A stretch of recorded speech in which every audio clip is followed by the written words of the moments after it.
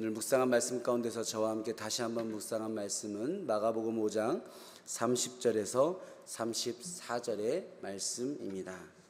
함께 한번 읽어볼까요? 시작. 예수께서 그 능력이 자기에게서 나간 줄을 곧 스스로 아시고 무리 가운데서 돌이켜 말씀하시되 누가 내 옷에 손을 대었느냐 하시니 제자들이 여짜오되 무리가 에워싸 미는 것을 보시며 누가 내게 손을 대었느냐 물으시나이까 하되 예수께서 이 일 행한 여자를 보려고 둘러보시니 여자가 자기에게 이루어진 일을 알고 두려워하여 떨며 와서 그 앞에 엎드려 모든 사실을 여쭈니 예수께서 이르시되 따라 내 믿음이 너를 구원하였으니 평안히 가라 내 병에서 놓여 건강할지어다. 아멘. 어제 그저께부터 우리가 매일매일 예수님께서 마가복음 초반에 행하셨던 4가지 기적에 관한 이야기를 하루하루 보고 있는데요. 이 갈릴리 지역에서 바다를 건너 데가볼리 지역에서 거라사의 귀신을 내쫓으시고 그리고 다시 오늘 말씀의 21절에 봤더니 배를 타고 다시 맞은편으로 처음에 말씀을 전하셨던 그곳으로 다시 돌아왔다라고 되어져 있습니다. 그래서 여전히 많은 사람들이 예수님께서 바다 건너 건너편으로 가실 때 같이 가고 싶었지만 갈 수 없었던 사람, 그때 보지 못했던 사람, 아쉬웠던 사람, 또 많은 무리가 모였다라고 말씀을 시작하고 있죠. 이 가운데서 우리가 또 2가지의 기적을 보게 됐는데 회당장 야이로의 딸을 고치셨던 기적, 내일까지 이 말씀의 본문을 같이 볼 것이고 오늘 또 그 유명한 12의 혈루증을 앓았던 여인의 병이 나은 기적을 우리가 본문에서 같이 묵상을 했습니다. 오늘 12의 혈루증을 앓았던 한 여인이 수많은 무리가 예수님 주변에 모여있는 그 상황에서 예수님을 만나고자 찾아왔다라고 이야기를 시작하고 있는데요. 오늘 이 여인의 병을 12해 혈루증이다라고 이야기를 하고 있습니다. 성경의 본문 가운데 12라는 숫자가 나오면 그 숫자는 참 의미가 있다라고 생각하면 틀림없습니다. 10이라는 것은 성경에서 3이라는 수와 4라는 수가 완전수와 완전수가 곱해져서 완벽이라는 뜻, 완전, 이건 정말 틀림없다, 완벽하다라는 뜻을 가진 숫자가 바로 10이죠. 12의 혈루증을 앓았답니다. 이 여인이 앓고 있는 이 병의 상황은 완전한 병인 겁니다. 완벽한 병인 거예요. 그냥 애매한 게 아니라 죽을 병, 어떻게 보면 고칠 수 없는 병, 아무도 할 수 없는 병, 바로 그 이야기죠. 여인의 얘기도 마찬가지. 여기 여인의 얘기 가운데도 그 내용이 있어요. 많은 의사에게 많은 괴로움을 받았답니다. 가진 것도 다 허비하였답니다. 그런데 어떻게 할 수가 없었다라고 이야기를 합니다. 사람으로도 안 되고 가진 것으로도 안 되고 그 무엇으로도 해결이 안 되는 완벽한 고난, 그것이 바로 이 12해 혈루증이었습니다. 어제 그저께부터 우리가 예수님께서 우리 삶 가운데 고난과 고통을 해결하시는데 계속적으로 그 말씀 가운데 계속적으로 드러나 있는 이야기가 아무도 할 수 없는 고난에 관한 얘기를 하는 거죠. 그 데가볼리로 가는 그 바다 위에서 만난 광풍, 파도 누구도 해결할 수 없잖아요. 거라사 지방에서 만났던 귀신 들린 자의 이야기에서도 이제는 아무도 할 수 없었다. 그러므로 아무도 할 수 없었다라는 이야기를 계속 강조하지 않습니까?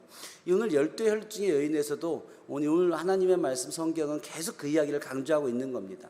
그 누구도 해결할 수 없는 고난, 그 무엇으로도 안 되는 고통, 그 삶의 자리에서 예수 그리스도를 만나야 한다. 그 바로 우리 삶 가운데 그러한 고난이 있다면 그때 바로 예수님께서 일하실 타이밍이다 라고 얘기하는 거죠. 여러분의 삶 가운데 그 무엇으로도 해결 안 되는 순간이 있다면 반대로 그 순간은 하나님이 일하시기에 가장 적절한 시간이신 것을 깨달아야 됩니다. 내 힘으로 안 되는 그 순간 하나님이 일하시기에 가장 적절합니다. 세상 그 무엇으로도 해결 안 되는 그 순간 하나님께 기도해야 될 가장 적절한 타이밍이다라는 거죠. 이 여인이 예수님을 만나고 싶었는데 예수님께 기도받고 싶었는데 그 어쩌면 그 거라사 귀신처럼 예수님 말씀으로 12의 혈루증은 떠나갈지어다 이렇게 하고 싶었는데 너무 사람이 많아서 그렇게 할 수 없었다라고 성경은 얘기해요. 그래서 그 여인의 마음속에 들었던 마음이 내가 예수님으로부터 말씀으로 내가 치유받지 못하더라도 예수님이 내 병의 환부에 손을 대지 못하더라도 내가 예수님의 옷자락만 만지면 병이 낫겠다라고 믿었다라는 거죠. 그리고 예수님의 옷자락을 만졌는데 병이 나았다라는 겁니다. 근데 여기에서부터 재밌는 일이 발생합니다. 오늘 우리가 함께 읽었던 30절 본문에 봤더니 예수께서 그 능력이 자기에게서 나간 줄을 곧 스스로 아시고 그 사람들을 둘러보며 지금 나에게서 능력이 나갔는데, 쉽게 얘기하면 내가 누군가를 치유했는데 치유받은 사람 손 들어봐, 이렇게 얘기했다는 겁니다. 치유받은 사람 누구야? 라고 물어봤다는 거예요. 그런데 이 이야기를 들었던 제자들이 뭐라고 얘기하냐면, 예수님, 지금 예수님 주변에 예수님의 옷자락 만진 사람이 한두 명입니까? 예수님의 말씀하시는 이 순간에도 예수님 주변의 사람들이 얼마나 붐비는지, 예수님 한두 명이 아닙니다. 어떻게 여기서 누가 옷자락을 만졌냐 하면 다 만진 사람이죠. 제가 예전에 의경 생활할 때요, 가끔씩 이렇게 질서 경비를 나갈 때가 있어요. 어떤 콘서트장이나 지역에 연예인이나 유명한 사람이 오면요, 막 몰려드는 사람으로부터 그 연예인들을 이렇게 보호하는 역할이에요. 제가 예전에 한 대학교에 그 당시에 제일 유명했던, 이름이 좀 교회에서 말하기에는 좀 이렇게 좀 거룩하지 못한 이름인데, G.O.D라는 그룹 아세요? 자꾸 그런 이름 자기들한테 붙이면 안 되는데, 뭐 해석해 보면 그 뜻은 아니라고 주장하니까 그 당시에 제일 유명했어요. 인기가 많았어요. 그래서 와가지고 막 엄청나게 많은 사람이 달려들어서 저희가 그 가수가 이제 지나다니는 그 길을 제가 경비를 섰었는데요, 한번 손 한번 대보겠다고, 한번 옷 한번 만져보겠다고 막 달려들어서 막 저를 막 덮치듯이 막 몰려드는데요, 감당이 안 돼요. 제가 이 말씀 읽을 때마다 그 장면이 생각나요. 예수님 주변의 사람들이 그렇게 몰려들었다는 거예요. 제자들 얘기가 맞죠. 예수님 옷에 손단 사람 한두 명 아닙니다. 지금 수많은 사람들이 예수님 주변에 있는데 누가 손을 댔는지 어떻게 합니까? 여러분, 예수님이 누가 고침받았는지 몰라서 지금 물어보고 있는 걸까요? 여러분, 그렇게 생각하십니까? 그러면 예수님이 누군지도 모르게 우연히 고치신 겁니까? 고치셨는데 누가 고침받는지 예수님이 모르시는 그런 치유를 행하시는 겁니까? 그렇지 않지요. 오늘 말씀 가운데 스스로 아시고라고 되어져 있는 이 단어는 에피그누스, 특별히 아시고의 단어가 에피그누스라는 단어예요. 이 에피그누스라는 단어는요, 그냥 안다란 뜻이 아니라 전지를 얘기합니다. 전지전능하시다라고 얘기할 때 그 전지, 사람이 내가 뭐를 알았어라고 얘기하는 그 사람의 알을 얘기하는 것이 아니라 신만이 알 수 있는 암, 하나님은 모든 것을 아셔라고 얘기할 때 그 안다란 단어가 에피그누스예요. 그러니까 예수님은 아셨어요. 그냥 인간적인 생각으로 아신 것이 아니라 신적인 권능으로 아신 거예요. 그런데 그 권능과 능력이 누구에게 주어진 것이 아니라 오늘 말씀해 봤더니 스스로 에피그누스, 그 전지함인 예수님 그 본연의 능력이세요. 예수님은 하나님이시잖아요. 마가는 오늘 그 얘기를 하고 있는 겁니다. 예수님은 하나님처럼 알고 계셨다. 그 여인이 치유받은 것을 예수님은 아셨어요. 그럼에도 예수님은 이 여인을 왜 붙잡고 계신 걸까요? 이 여인은 치유를 받고 할렐루야 하고 집으로 돌아가려고 하고 있었어요. 근데 여인이 치유받고 할렐루야 하고 집으로 돌아가려고 하는 예수님이, 잠깐, 누군가가 치유받았어, 치유받은 사람 그냥 가지 말고 한번 손들어봐 라고 얘기하는 거죠. 예수님은 이 여인의 발걸음을 왜 붙잡고 계시고, 왜 손들어봐, 왜 치유받은 것을 왜 얘기해봐 라고 얘기하고 있는 겁니까? 이 얘기가 무슨 겁니까? 쉽게 얘기하면, 예배에 왔는데 은혜 받고 돌아가려는 사람에게 돌아가기 전에 앞에 나와서 간증하고 가라고 붙잡고 있는 겁니다. 우리가 어떤 은혜의 자리, 기도의 자리 가서 하나님께 치유받고 돌아가려고 하는데, 끝나기 전에 사람들이 모여서 치유받은 사람이 있는데, 은혜 받은 사람이 있는데 간증하고 가라고 얘기하고 있는 거죠. 예수님 그 얘기하고 있는 겁니다. 여러분, 이 시간들을 통해서 예수님은 무엇을 이루려고 하시는 걸까요? 두 가지가 있는데, 첫 번째로 그 여인의 믿음을 지키기 위해서 예수님은 여인을 붙잡고 있다는 겁니다. 여러분, 제자들의 이야기 가운데 드러나 있지 않습니까? 예수님 주변에 한두 명의 사람이 아니에요. 여러분, 그리고 그 당시 옷들이요, 지금 옷들처럼 화려하거나 색깔이 많지 않아요. 그런 옷들은 비싸지 않았겠어요? 염색하는 게 쉬운 일이 아닌데, 그렇죠? 일반 사람들이 입고 있는 옷은요, 그냥 통짜고 나풀거리고 색깔도 비슷하고 디자인도 비슷하고 모양도 비슷해요. 여러분 그렇게 통짜로 짜가지고 지금처럼 상의 하의나 이렇게 소매가 있는 옷도 아닌 너풀거리는 어떤 통짜의 옷을 입고 있는 사람들이 서로 몸을 비비면서 모여들고 있는데, 뭉쳐 있는데, 내가 손을 뻗어서 예수님 옷을 만지겠다고 손을 뻗어서 딱 만졌는데 그 옷자락이 솔직히 얘기하면 예수님 옷자락인지 베드로 옷자락인지 옆에 있었던 누군 세리장의 옷자락인지 어떻게 합니까? 여러분 이 여인이 12헬루증을 앓고 집으로 돌아갔을 때 사람들에게 12헬루증 앓았던 여인이 내가 오늘 예수님을 만나러 갔다가 예수님을 만나지 못해서 옷자락을 만지고 병을 나섰어라고 얘기했다면 주변 사람들이 아멘 했을까요? 여러분 어떻게 생각하십니까? 여러분 신앙생활 하시면서 여러분 하나님의 은혜를 받고 기적을 체험하고 기도 응답 받아서 주변에 믿지 않는 사람들, 믿지 않는 가족들한테 얘기하면 사람들이 아멘하고 은혜 받던가요? 그렇게 말하는 사람이 별로 없잖아요. 다들 자기의 상식과 자기의 이성으로 설명하죠. 제가 이 얘기를 할 때마다 짧게 얘기하는 제 얘기가 있는데, 제가 예전에 비염이 심했어요. 계절만 되면 환절기 비염이 너무 심한 거예요. 콧물도 나고 기침도 나고 기관지가 제가 좋지 않은데, 그래서 우리 어머니가 수세미를 농사를 져가지고 그 수세미를 말려가지고 수세미 차를 먹으라고 보내주셨어요. 열심히 먹었어요. 또 그 당시에 집회에 한 한의사님이 오셔서 간증하는 집회를 듣고 그 한의사님이 만든 그 비염에 좋은 약이 있다고 그래서 제가 또 그 당시에 한의사에게 찾아가서 그 비싼 약을 저다가 먹었네요.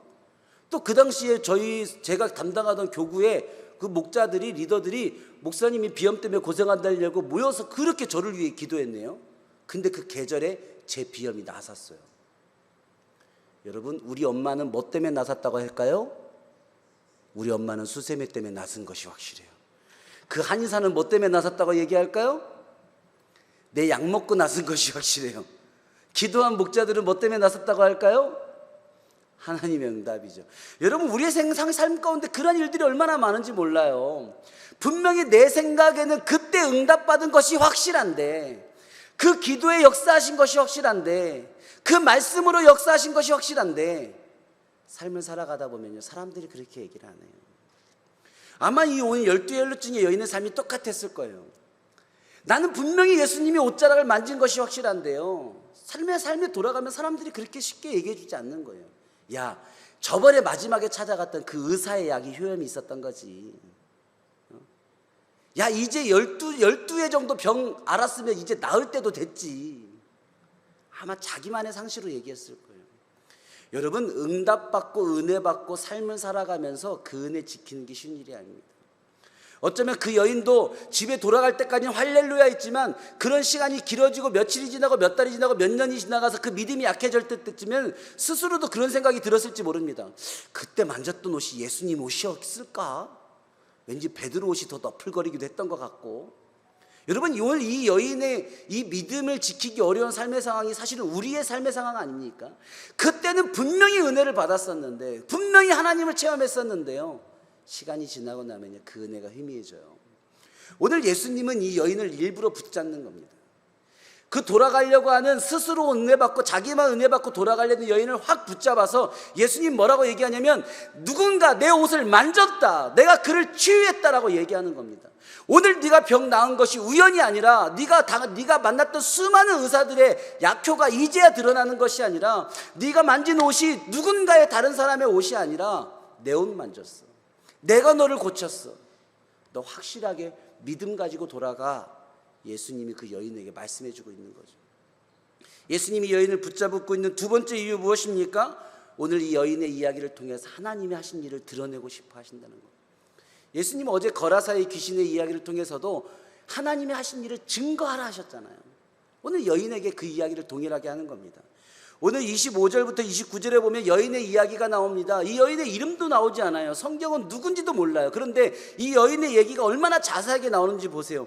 12헬루증을 앓았답니다. 많은 의사를 만났답니다. 괴로움을 받았답니다. 가진 것을 탕비했답니다. 근데 아무 효율이 없답니다. 그러던 그 중에 예수의 소문을 들었대요. 내가 와가지고 예수님을 만나려고 했는데 사람이 너무 많아 그럴 수 없었답니다. 근데 내 마음에 예수님이 옷자락만 만져도 낫겠다라는 믿음이 생겼답니다. 그래서 만졌는데 나았답니다. 여러분 이 얘기가 성경에 어떻게 쓰여질 수 있었을까요? 이 모든 이야기가 이 여인만 알 수 있는 이야기잖아요. 이 여인이 이 이야기를 이때 간증한 것입니다.